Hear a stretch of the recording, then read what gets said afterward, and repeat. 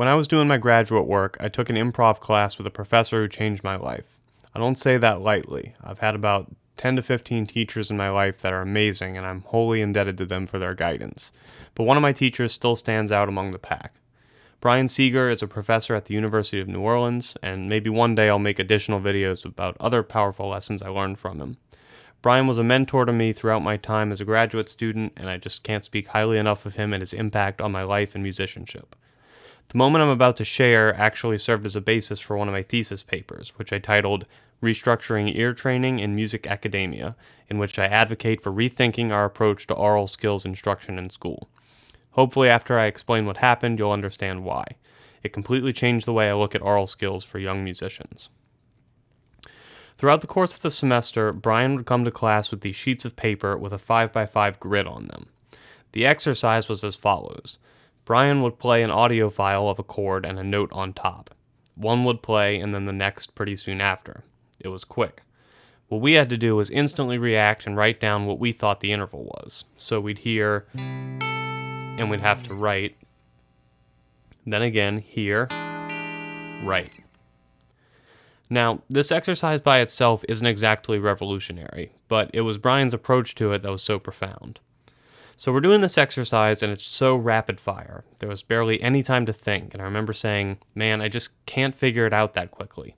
And he sort of told me, that's the exact problem we're addressing. This isn't an exercise in which you figure out the right answer. Honestly, whether you get them right or wrong isn't the primary focus.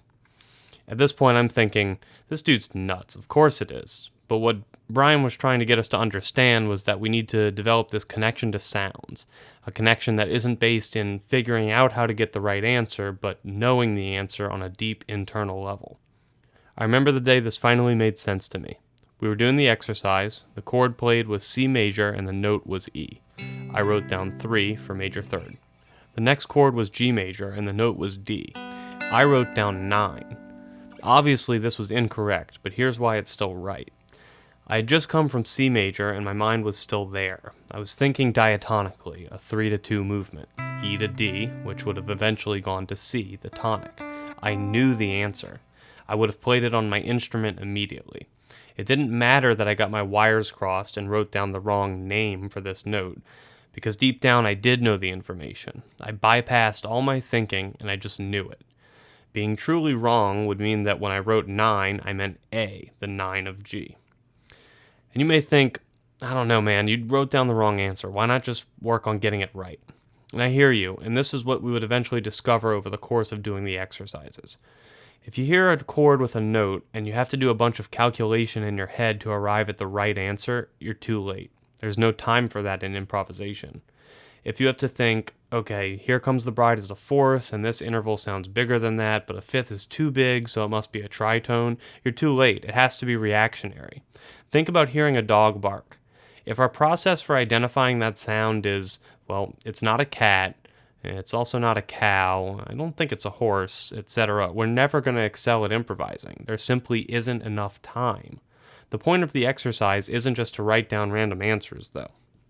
The idea is that these intervals and chords should make you feel something. And I don't mean that in a spiritual way or that you should feel some deep emotion or intricate story. I just mean that a major chord with a ninth feels a certain way to me. I don't have to calculate anything to arrive at the answer. It's instant. I know it just like I know my name. The music education system actually excels in the early stages by getting young musicians to differentiate between major and minor by using happy and sad. As we progress, things are not as clear-cut, but we shouldn't abandon this process. We don't even have to assign words to everything. Sharp 9 feels like sharp 9 to me.